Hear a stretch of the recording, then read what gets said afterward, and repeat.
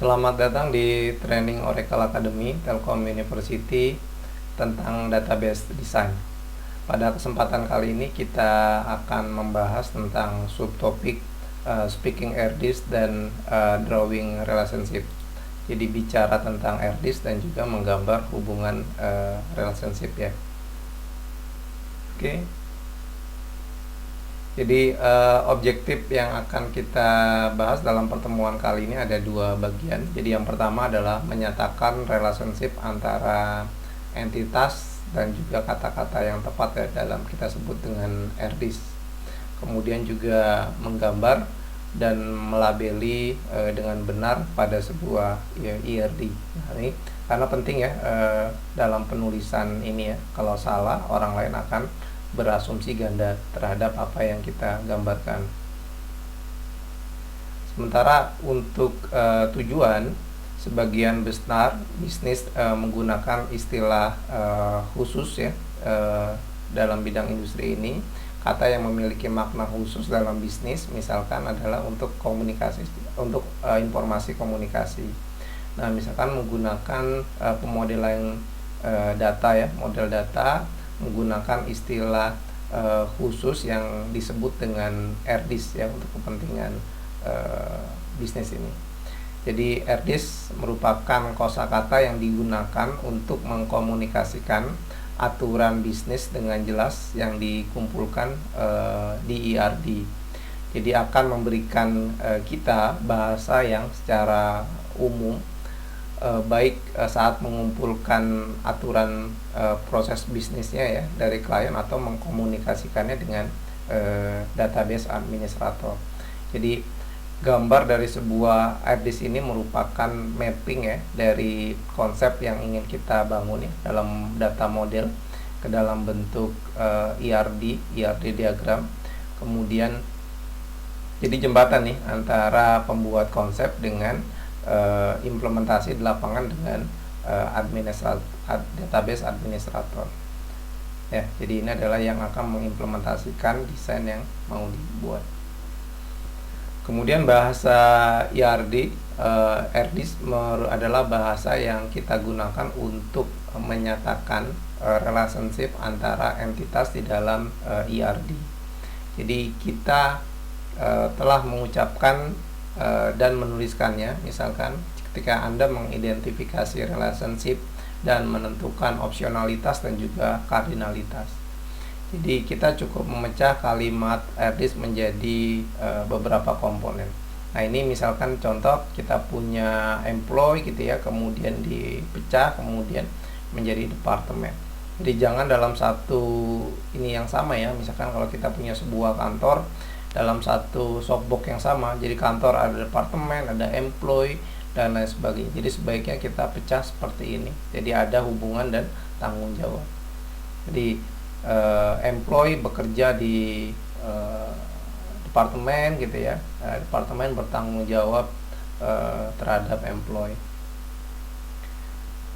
Selanjutnya adalah komponen-komponen dari RDIS itu sendiri. Jadi ada each atau setiap, kemudian ada entitas A, kemudian ada opsionalitas. Nah, ini ada must be. Jadi must be ini dalam relationship ya. Must be ini kita identikan dengan kata solid gitu ya. Sementara maybe ini dengan dash line. Sorry, ini berarti gambarnya putus-putus. Jadi ini menyatakan boleh ya. Kemudian ada relationship name-nya, kemudian ada nama relationship-nya, kemudian cardinality-nya. Jadi ada kardinalitasnya, apakah dia nanti kita akan belajar juga apakah one to one to many gitu ya, atau redundan ya, kita belajar.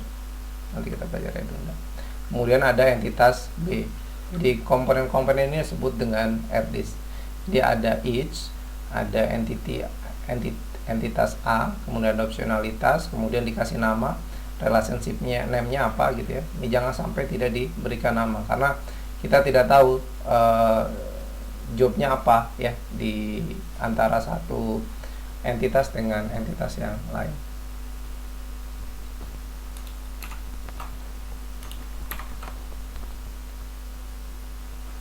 Oke, karena setiap hubungan memiliki dua sisi, maka kita membaca hubungan pertama dari kiri ke kanan ya, jadi dari left to right atau dari atas ke bawah bergantung letak dari ERD layoutnya. Nah, ini adalah contoh ketika kita membaca dari kiri ke kanan. Jadi yang pertama adalah each ya, setiap. Kemudian yang kedua adalah employ. Jadi employ entity-nya ada entitanya adalah entity A. Jadi ini entity A, ini adalah entity B. Kemudian mas. Nah, ini mas. Ya, jadi yang garis kuning ini adalah mas yang bersifat wajib ya, artinya dengan solid line. Kemudian work in relationship ini adalah penamaannya ya. Nah, ini adalah untuk poin nomor 4. Jadi relationship name ini adalah bersifat wajib, work in. Kemudian yang nomor 5 ini adalah one. Ya, jadi ini bersifat cardinality-nya. Jadi karena ini bersifat satu berarti one and only one. Ini adalah cardinalitas single to-nya. Kemudian departemen ya, ini yang entitas B-nya. Kemudian sekarang adalah kita baca dari right to left. Nah, sekarang dari right to left.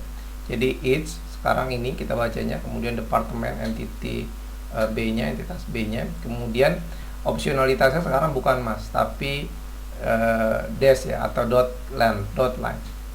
Kemudian relationship-nya namanya responsible for, bertanggung jawab. Kemudian nah, bersifat ini bukan one and only one untuk kardinalitasnya, tapi one and too many ya, one or more ya, satu atau lebih. Jadi departemen boleh punya banyak karyawan. Selanjutnya adalah entitas A-nya, ini dia. Ini adalah cara membaca dari right to left. Kemudian kalau kita baca dari keduanya, nah maka kita tinggal sandingkan saja ya, yang mulai dari ini bedanya 3 gitu ya. Kemudian relationship name-nya juga di sini work in. Ini work in, di sini responsible. Kalau 5 one and only one, kalau ini one or more. Yang selebihnya tinggal ganti entitas A dan entitas B. Oke, kita sudah masuk ke terminologinya, kita membahas terkait mengenai RDIS.